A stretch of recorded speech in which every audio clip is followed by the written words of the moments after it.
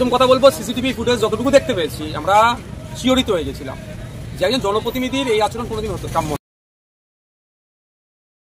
অভিনেতা সোহম তিনি এসেছিলেন শুটিং চলাকালীন পার্কিং নিয়ে সমস্যা এবং এখানকার যে মালিক তাকে মারধর করার একটা সিসিটিভি ফুটেজ ভাইরাল হয়, সেখানে আপনি আজকে আসলেন, কি বলবেন? দেখুন, প্রথম কথা বলবো, সিসিটিভি ফুটেজ যতটুকু দেখতে পেয়েছি আমরা শিহরিত হয়ে গেছিলাম যে একজন জনপ্রতিনিধির এই আচরণ কোনোদিন হতো কাম্য নয়।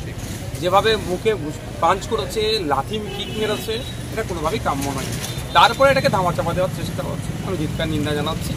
আমরা বাঙালি মানুষ, আমরা খাদ্যরসিক মানুষ, আমরা বিভিন্ন রেস্টুরেন্টে যাই, বিভিন্ন এতে যাই, গিয়ে তালুলা খাবার খাই এবং যারা আমাদেরকে আপ্যায়ন করে তাদেরকে টিপস দিয়ে আমরা আসি। কিন্তু দুঃখের বিষয়, তার পরিবর্তে তাদেরকে ঘুষি দিয়ে আসছে, এটা কোনোভাবেই কাম্য নয়।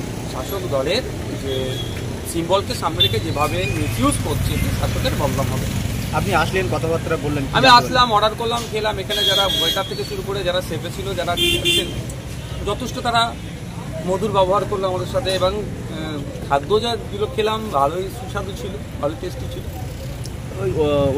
যে মারধর করেছিল সোহম, তার বিষয়ে কি কোনো জিজ্ঞাসাবাদ হয়েছিল না? কিছু জানার চেষ্টা করলাম, বাকিটা তো দেখিয়ে পেলাম মিডিয়ার মাধ্যমে, অনেক কিছু হয়েছে। সেটাকে ধামাচাপা দেওয়ার চেষ্টা করেছিলেন অভিনেতা বা বিধায়ক, কিন্তু সিসিটিভি প্রকাশ্যে আসার পরে সেটাকে নিয়ে সবাই ধিক্কার জানিয়েছে, আমিও ধিক্কার নিন্দা জানিয়েছি।